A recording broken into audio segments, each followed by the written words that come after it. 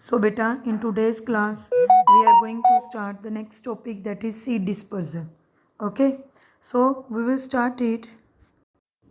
So seed disperser, seed means जो fruit है उसके अंदर से जो निकलते हैं बीज लाइक स्ट्रक्चर वो.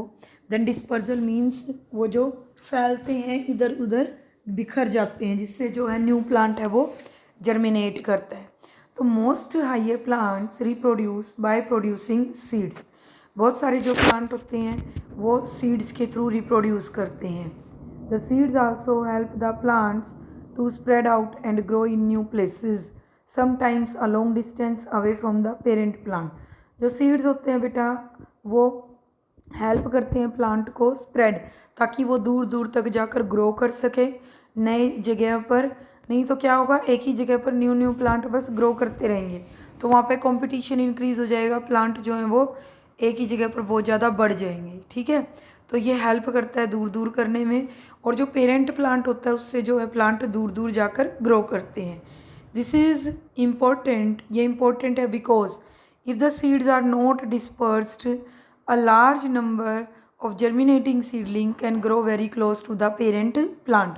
अगर ये ना हो बेटा, ये इम्पोर्टेंट है क्योंकि अगर एक ही जगह पर प्लांट ग्रो करते हैं वो स्प्रेड नहीं होते. A large number of germinating seedling can grow very close to the parent plant. एक प्लांट है पेरेंट प्लांट, उसके चारों तरफ न्यू सीडलिंग ग्रो कर जाती हैं तो बेटा कंपटीशन इंक्रीज हो जाएगा for food, for water, for minerals.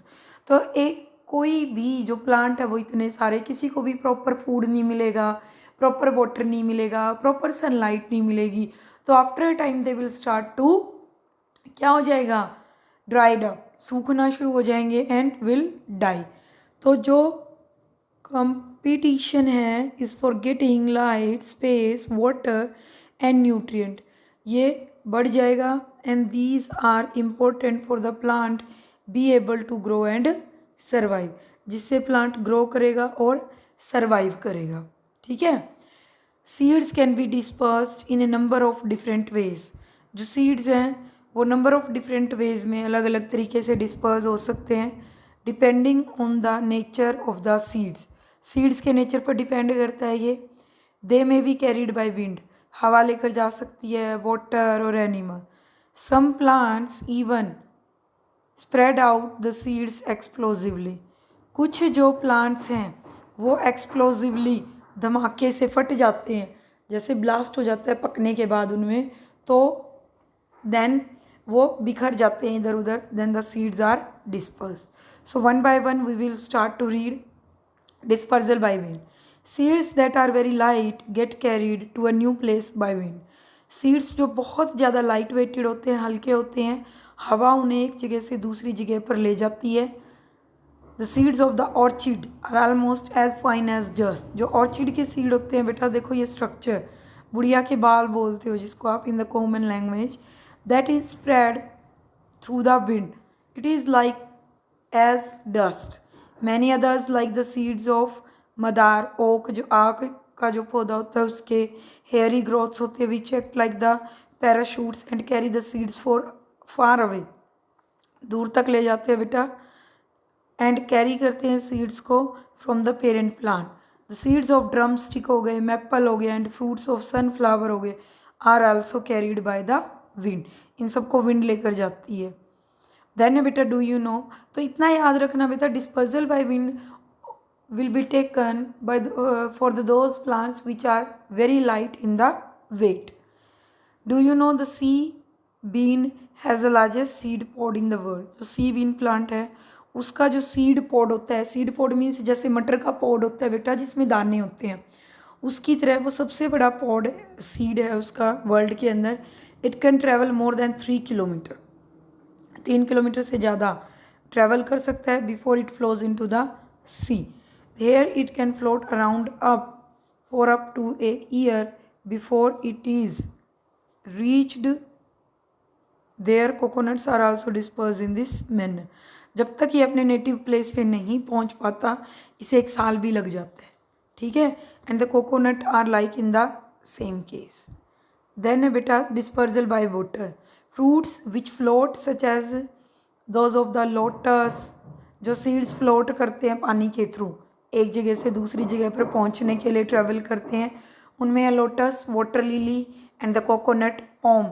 Palm जो होता है हमारे पास खजूर, are carried away by water, water लेकर जाता है। Coconut can travel for thousands of kilometres across sea and ocean, जो कोकोनट है वो ट्रैवल कर सकता है थाउजेंड्स ऑफ किलोमीटर तक हर ओशियन और सी के पास। देन है बेटा dispersal by animals. Some plants have juicy fruits, कुछ जो प्लांट्स होते हैं उनके फ्रूट्स जूसी होते हैं, but that animal like to eat, जिनको एनिमल्स खा सकते हैं। The animal eat the fruit but only the juicy part is digested. जैसे फॉर एग्जाम्पल मैंगो है बेटा, हम उसका पल्प खाते हैं और जो उसका सीड है, गुठली जो रह जाती है वो बच जाती है। तो ये जो सीड होते हैं वो एनिमल के डाइजेस्टिव सिस्टम में डाइजेस्ट नहीं होते, अगर खा भी ले तो, अगर एनिमल्स इनको, they are deposited on the land, वो थ्रू द वेस्ट मटेरियल बाहर निकल जाते हैं मिट्टी पर। और this land can be away from where, मान लो एक खाया यहाँ पर है और दूसरी जगह पर जाकर वो वेस्ट मटेरियल निकालते हैं, डंग वगैरह, तो वहाँ पर जहाँ पर वो सीड डिस्पर्स होगा, गिरेगा, न्यू प्लांट वहीं पर ग्रो करेगा। ठीक है, so this land can be far away from where the parent plant was, तो ये दूसरी जगह दूर हो सकती हैं जहाँ पर प्लांट ग्रो करता है।